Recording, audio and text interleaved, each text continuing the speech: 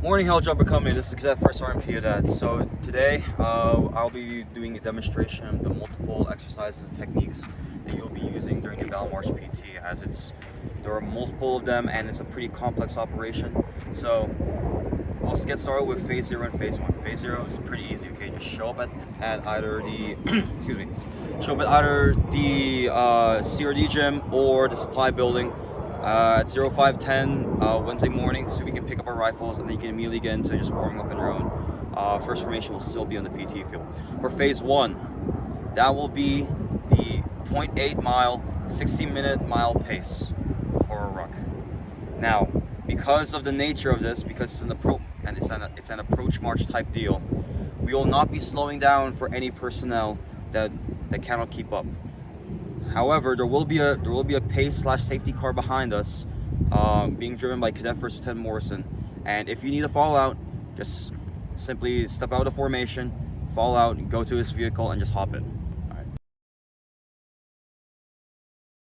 right. For Phase 2, once you complete the ruck, you will jog straight onto the PT field.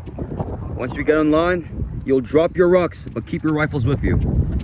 Each squad will get online. Squads will be paired up with one another. For example, Alpha 1-1 will be with Alpha 2-1, Alpha 1-2 with Alpha 2-2, and so on. Once squads are online, you'll then initiate successive bounding. Successive bounding is as follows. The first squad, which will be initiating, will say, "Cover me while I move." Cover me while I move. The other squad will respond, "I got you covered." I got you covered. Then the first squad will respond again, "Moving, moving." Moving. They will then proceed to get up, commit a 3 to 5 second rush, and get back down to prone. Once they get back down in the prone, they'll then respond, "Set." Set. Then the second squad will repeat the same. Cover me while I move. I got you covered. Moving.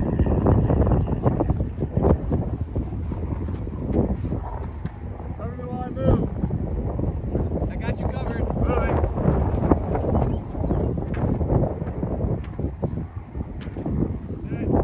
Cover me while I move. I got you covered. Moving. For this phase of the battle march, you'll be going back and forth down the PT field for approximately 5 minutes.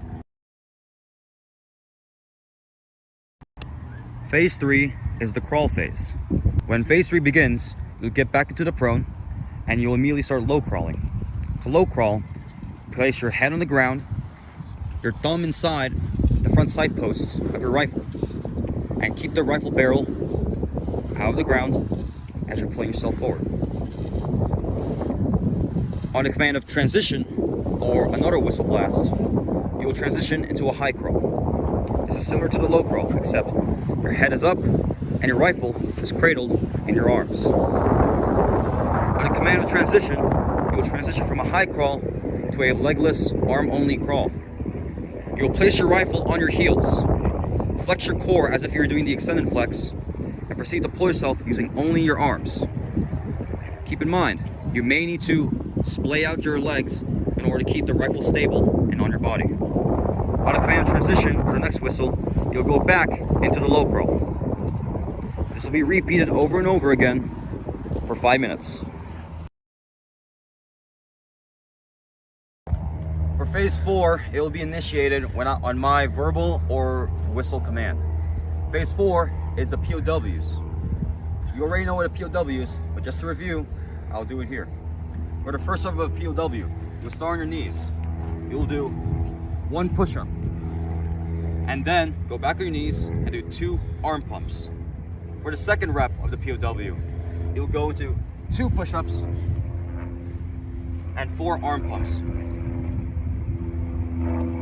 You'll continue increasing reps of POWs, doing double the arm pumps that you do push-ups.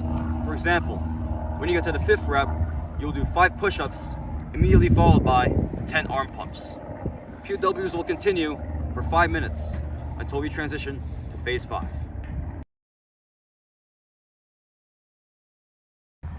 Phase 5 is guerrilla warfare. It consists of 3 exercises. The first exercise is the shoulder roll. This is how you do a shoulder roll. First, you start in the straddle stance. You'll step forward with 1 foot, such that you are facing 90 degrees from the direction you're traveling. You'll put your hands on the ground to stabilize your body. You'll tuck your chin and you will roll over your shoulder.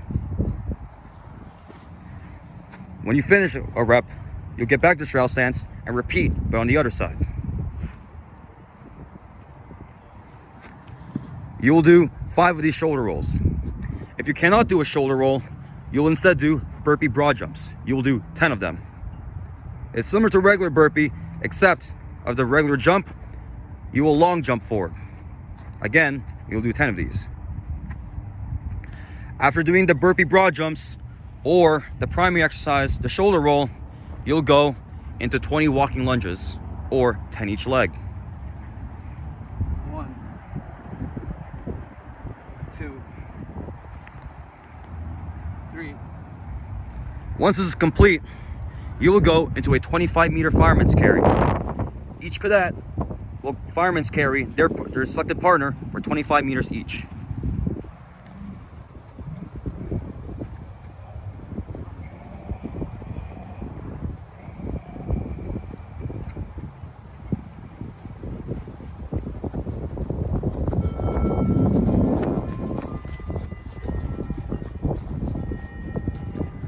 Once the fireman carries are complete, you'll repeat from the beginning with the primary exercise of shoulder rolls or your burpee broad jumps.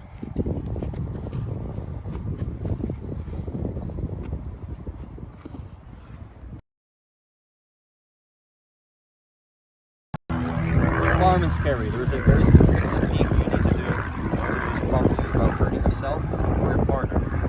You'll walk up to your partner, you'll hold their arms out like this. And if you're left-handed or you're right-handed, will determine where you do this first step. If you're right-handed, you will take your left arm and bring it over to the right arm. If you're left-handed, you'll do the same move to the opposite side. I'm right-handed, so I will go to this side. I will lock my arm around his arm like this. Then I will slide under his arm and slide like this. My right arm will go between his legs and grab his legs. I'll then use my legs to bring my partner up like this. Once we are up, you may lock your arms together to keep them close. If this proves to be a struggle, the partner being carried can place their hand on the carrier's lower back to stabilize.